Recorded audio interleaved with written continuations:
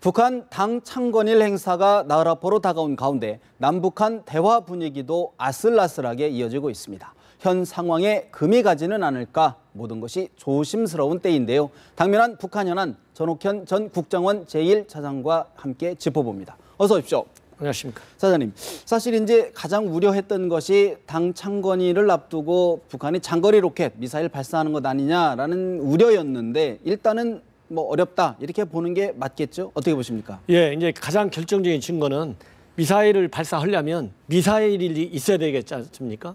근데 미사일 동체는 발사 현장에 있지 않고 네. 평양 인근 거기에 있거든요. 조립공장. 조립공장에. 거기서 이제 열차를 실어가지고 이번 그 발사하는 그 장소에까지 가지고 와야 되는데 그 미사일 본체를 이동하는 것이 우리 위성이나 다른 정보에서 잡혀 있지 않아요. 이렇다고 본다면 비록 발사를 할 수 있는 여러 가지 이 준비 조치들은 지금도 계속 이어지고 있다.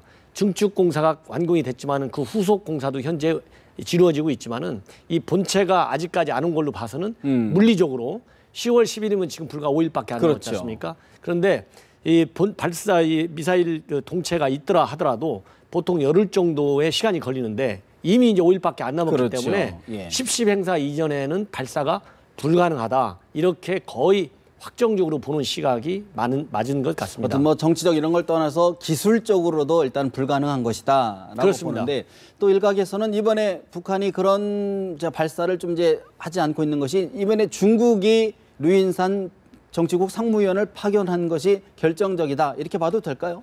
제가 보기에는 이제 중국의 그런 그 대북 압박 이것이 굉장히 큰 영향력을 행사했다 이렇게 봅니다. 왜냐하면은 어느 누구가도 예측하기에 현재의 북중 관계를 볼 때 중국의 정치 서열 5위 그리고 사실상 중국을 지배하는 가장 핵심 멤버 중에 한 명이 이런 고위급이 북한을 간다고 하는 것은 상당한 수준의 외교적인 교섭을 통해서 가는 것이거든요. 그리고 이제 중국 입장에서는 어떻든지 자기네가 속칭 G2 세계 신형 대국이다 이렇게 하는데 북한이 이 망나니 짓을 하는 거를 지금 몇 년째 쳐다보고만 있으면 신형 대국의 이미지에도 굉장히 타격이 큽니다.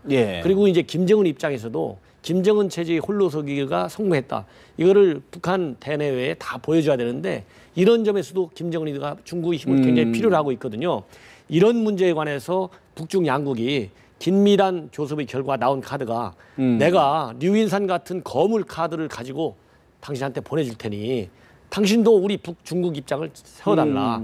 이렇게 한 협상의 카드 하나가 미사일 발사 실험을 일단 10.10 행사 이후로 연기하는 이런 그 상당한 외교적인 그 거래가 있었을 가능성이 굉장히 농후하다. 그리고 이번에 이제 중국 측에서 나온 발표문에 의하면 이런 그 당 창건 경축 행사에 참여하는 것은 물론이거니와 북중 간의 상호 우호 문제를 우호 방문 차원에서 이루어지는 것이다 이렇게 했거든요. 그러면 상호 우호의 핵심 개념은 현 단계에서 북중 관계를 다시 원만한 과거의 우호적인 관계로 돌려놓는 이런 거가 있거든요. 그러려면 중국이 요구하는 이러한 미사일 발사 자제는 최소한도 북한이 받아줘야 된다. 그래서 이번에 한중 정상회담을 통한 어떤 중국에 대한 우리 정부의 강력한 요청, 또 미중 정상회담을 통한 미국의 강력한 중국에 대한 요청, 이런 거를 중국이 이번이야말로 우리 체면이 정말 걸려있다. 이런 절박함을 느낀 결과다. 그래서 발사는 일단 연기됐다 이렇게 보는 것이 맞는 것 같습니다. 그렇다면 또 일각에서는 이번 중국 어떤 고위급의 방문을 통해서 김정은의 중국 방중을 또 타진하고 또 실제 하는 것 아니냐 이런 관측도 나오는데 가능성은 어떻게 보십니까? 그 타진 문제는 반드시 이 우호 방문의 성격 안에 이미 녹여져 있다. 왜냐하면은 김정은이가 현재 국제사회에서 가장 고립돼 있거든요. 이 고립에 가장 큰 영향을 많이 준 것은 북중 관계가 계속 냉각됐기 때문이거든요. 그럼 북중 관계를 풀 수 있는 가장 외교적으로 상징적인 조치 중에 하나는 김정은이가 시진핑 주석이 있는 북경까지 가가지고 극진한 대우를 받는 거예요. 그렇기 때문에 이번 류인산의 방북에서 최고의 외교적인 카드는 김정은이 방북을 허용해달라. 이런 것일 텐데 중국 입장에서는 그런 김정은 방중 카드를 그렇게 쉽게 받아기는 어렵다.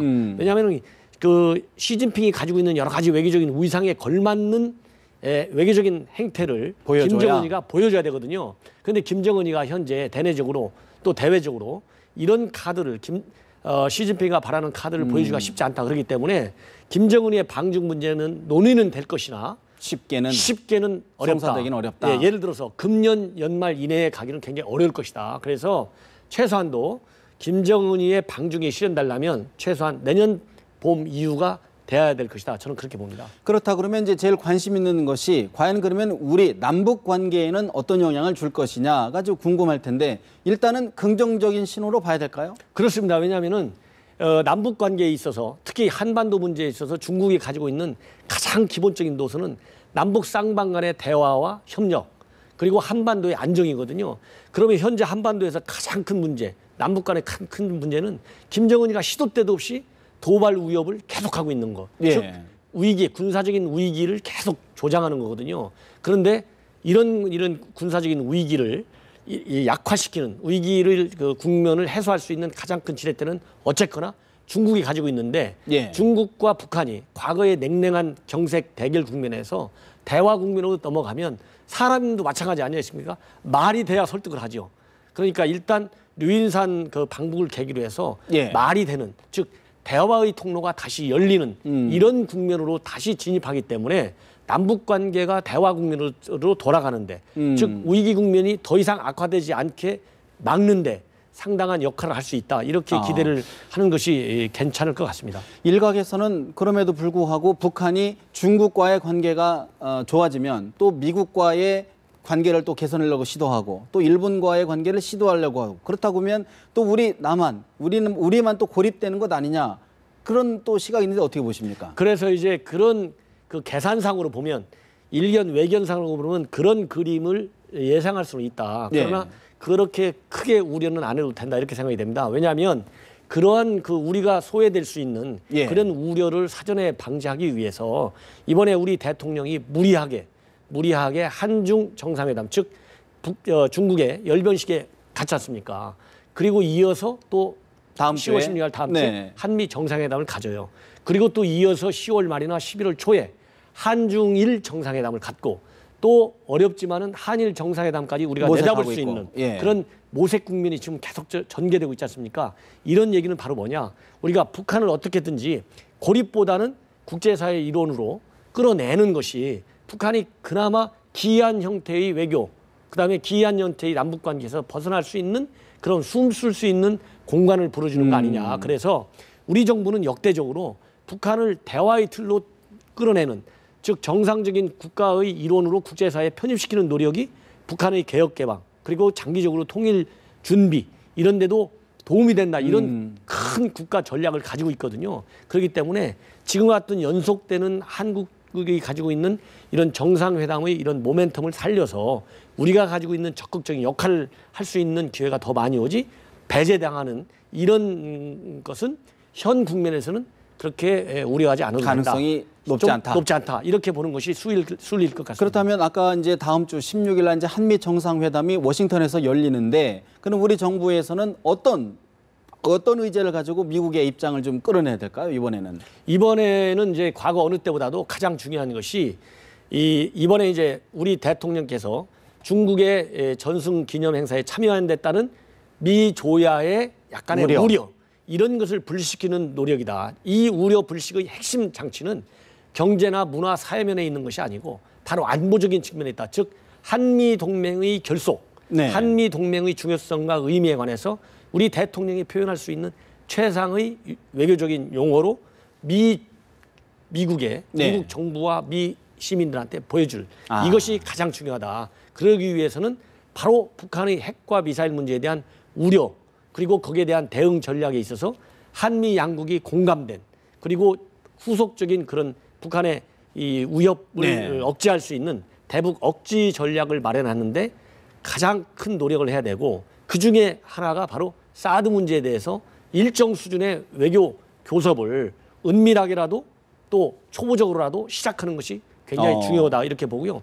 두 번째로는 이제 경제적인 측면에서 우리가 한중 경제의 이 중요도는 다 알지 않습니까? 네. 그러나 한미 경제 관계도 중국 경제에 못지않게 굉장히 중요하거든요. 왜냐하면 요즘은 안보라고 하는 것이 단순히 정치 군사적인 측면에서가 아니라 경제 안보도 굉장히 중요합니다. 네. 그러면 현재 미국이 가장 중시하는 것이 바로 어제 있었던 네네. TPP 최종 타결이거든요.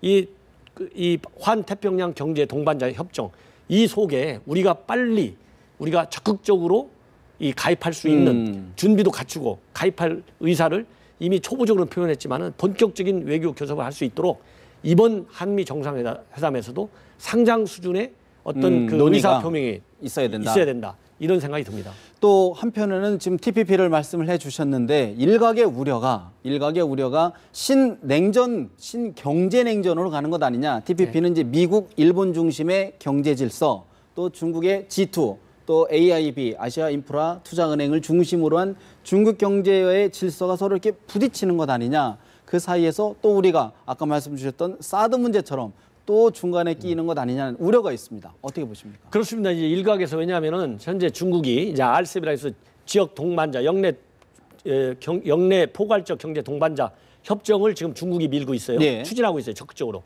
그리고 미국은 이제 TPP가 이제 완성되어 있습니다. 이제 각기 회원국끼리 내부적인 국내법적 절차만 하면 1, 2년 후에 효과를 보거든요. 그러면은 경제 지수를 갖고 본다면은 이 TPP의 위력이 이 RCEP의 위력보다 큰 거는 사실입니다. 이런 측면에서 이제 신냉전, 신경제 전쟁 체제에 돌입하는 거 아니냐 이런 우려를 낳는데 이 군사 안보적인 측면의 어떤 냉전 개념과 경제적인 측면에서의 냉전 개념은 근본을 달리한다. 왜냐하면 군사 안보 측면에서의 냉전과 동맹 개념은 이 겹치는 국면이 없어요. 동맹은 1대1로 맺는 겁니다. 그러나 이번에 이 TPP 같은 경우는 이미 회원국 간에 우리도 마찬가지 않습니까? 우리가 TPP에는 가입되어 있지 않더라도 한미 간에는 FTA로 이미 안전장치가 있다고 봐야 되거든요. 그런 것처럼 그리고 이 RCEP 중국이 주도하는 지역 경제 동반자 협정하고 미국이 주도하는 TPP 환태평양 협정하고 이중적으로 가입한 회원국들이 이미 있습니다. 그렇기 때문에 이거는 경제 지역 블록 협정이거든요, 일종의.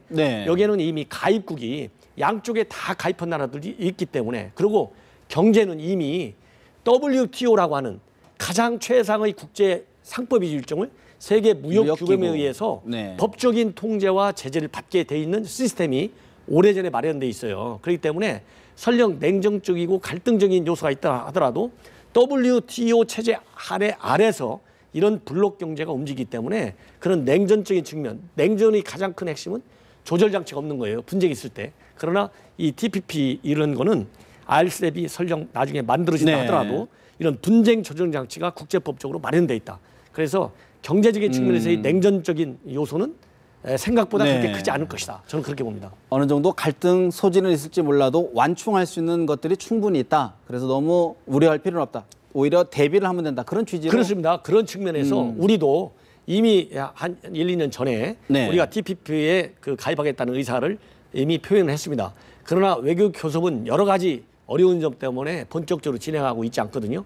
이런 거를 아까 제가 말씀드린 대로 한미 정상회담이 됐던 다른 실무 차원의 외교 채널을 통해서 정식으로 우리가 이 TPP 가입하겠다는 의지를 표명하고 거기 교섭을 빨리 끝내서 TPP에 미가입으로서 올 수 있는 어떤 경제적인 손실, 불이익을 예방할 수 있는 보완 장치를 마련하는 것이 설령 신경제 전쟁적 측면이 있다 하더라도 우리가 손해볼 것이 없다. 가입했을 경우에 연간 2, 3억 불 정도의 무역 수지 개선 효과가 있다는 것이 이미 전문가들이 분석해 내놓은 이 전망치입니다. 마지막으로 아까 중국이 이제 여러 가지 우리 외교적 경로를 통해서 북한이 지금 로켓 발사를 좀 중진을 해놨는데 연기를 해놨다는 표시를 주셨는데 한미 정상회담을 전후로 해서 또 한번 로켓 발사하는 것 아니냐 이런 우려가 있거든요. 오늘 우려를 내가 저 많이 드리는데 어떻습니까? 그런 우려는 항상 있습니다. 왜냐하면은 김정은 체제의 특성이 특히 정말 예측 불허지 않습니까? 언제라도 자기 마음에 안 들면 예를 들어서 유인산이가 방북 헌까지는 굉장히 좋아요. 김정은이가 굉장히 기대를 많이 했습니다. 와서 얘기를 들어보니까 중국이 주는 선물이 별거 없는 거예요.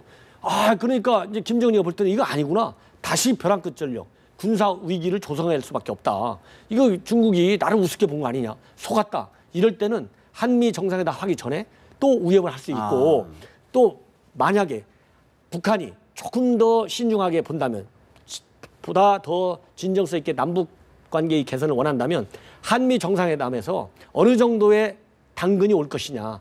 이거를 바라보고 유인산 왔는데도 별거 없고 한미 정상회담 결과 들어봐도 별거 없다. 가자 하면 한미 정상회담 직후 이산 가족이 열리기 직전 사이에 쏠 가능성도 있다.